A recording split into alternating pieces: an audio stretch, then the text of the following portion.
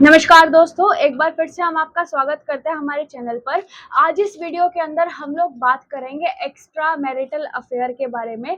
Extra marital affair क्या होता है? क्या एक्स्ट्रा मैरिटल अफेयर अगर मैं हूँ उसमें इन्वॉल्व तो मेरे खिलाफ क्या सज़ा हो सकती है?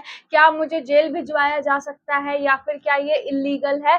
इन सब चीज़ों के बारे में आज हम जानेंगे और उस चीज़ के अंदर किस-किस बिहाफ़ पर सज़ा हो सकती है, सारा कुछ हम डिटेल में जानेंगे। सबसे पहले हम जानते हैं एक्स्ट्रा मैरिटल अफेयर क्या होता है। एक्स्ट्रा मैरिटल अफेयर का मतलब होता है कि जो आपका हस्बैंड है या आपकी जो वाइफ है वो किसी और के साथ सेक्सुअली इन्वॉल्व है, यानी कि उनके किसी और के साथ शारीरिक संबंध है आपके अलावा, उसको हम एक्स्ट्रा मैरिटल अफेयर में काउंट करते हैं। जो एक्स्ट्रा मैरिटल अफेयर है इसके ऊपर काफ़ी ज़्यादा सुप्रीम कोर्ट के, हाई कोर्ट के यानी काफ़ी सारे जजमेंट्स आए हुए हैं। आज तक काफ़ी सारे फैसले दिए गए हैं इन चीज़ों से रिलेटेड, लेकिन जो इस पे सबसे अहम फैसला था हम उस चीज़ के बारे में बात करेंगे। एक जजमेंट आया था सुप्रीम कोर्ट का जिसके अंदर जो है ये बताया गया था कि जो एक्स्ट्रा मैरिटल अफेयर है वो एक तरह से हमारा मेंटल क्रूएलिटी में भी काउंट होता है। जैसा कि आपको पता है कि क्रूएलिटी एक तरह से हमारा डाइवोर्स का ग्राउंड भी है हिंदू मैरिज एक्ट के अंदर। हिंदू मैरिज एक्ट सेक्शन 13 के अंदर क्रूएलिटी एक ग्राउंड है जिसके अंदर फिजिकल और मेंटल क्रूएलिटी कवर होती है डाइवोर्स के लिए। तो सुप्रीम कोर्ट ने फैसला दिया था कि अगर आपका जो पार्टनर है वो एक्स्ट्रा मैरिटल अफेयर के अंदर इन्वॉल्व होता है तो आप जो है उसको मेंटल क्रूएलिटी में काउंट कर सकते हैं, यानी कि उसके बिहाफ पे जो है आप डाइवोर्स फाइल कर सकते हैं। और सबसे बड़ी चीज़ आती है कि अगर आपके हस्बैंड एक्स्ट्रा मैरिटल अफेयर में इन्वॉल्व है या फिर उसके जो घर वाले हैं आपको परेशान करते हैं, यानी कि आप पे क्रूएलिटी करते हैं, उनको पता है फिर भी वो एक्शन नहीं लेते हैं, तो आप जो है क्रिमिनल कंप्लेन भी फाइल कर सकती हैं।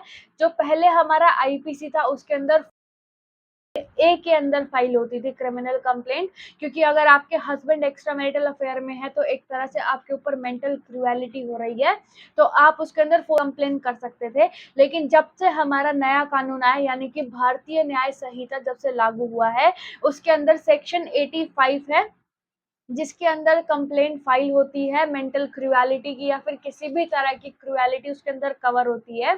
सेक्शन 85 में लिखा है कि अगर आपके हस्बैंड या आपके हस्बैंड के रिलेटिव आपके ऊपर क्रूएलिटी करते हैं तो उनको सजा दी जाएगी, यानी कि उनके ऊपर आप क्रिमिनल कंप्लेंट फाइल कर सकते हैं एक्स्ट्रा मैरिटल अफेयर होने पर भी। और अगर आप जब फाइल करते हैं, आपसे कोई भी सवाल करता है तो आप उन्हें बता सकते हैं कि सुप्रीम कोर्ट की जजमेंट के अनुसार जो है ये extra marital affair mental cruelty में काउंट होता है और उसके खिलाफ कंप्लेन की जा सकती है, तो आप जो है सेक्शन 85 में कंप्लेन दर्ज करवा सकते हैं। अब हम बात करते हैं इसके अलावा क्या एक्शन लिया जा सकता है।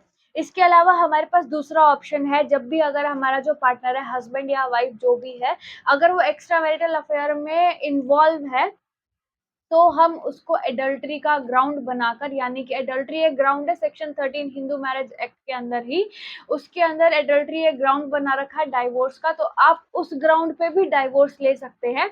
हम जानते हैं कि क्या इसके अलावा भी कोई सज़ा है, यानी कि अगर एक्स्ट्रा मैरिटल अफेयर में आप इन्वॉल्व होते हैं तो उसके अलावा भी आपको कोई सज़ा मिल सकती है? तो इसका जवाब है नहीं। जो हम एडल्ट्री की बात कर रहे हैं ये पहले एक ऑफेंस था 2018 से पहले, लेकिन 2018 में एक Joseph shine versus union of India एक लैंडमार्क जजमेंट आई थी, जिसके अंदर सेक्शन 497 जिसके अंदर एडल्ट्री को डिफाइन किया गया था उसको स्ट्राइक डाउन कर दिया।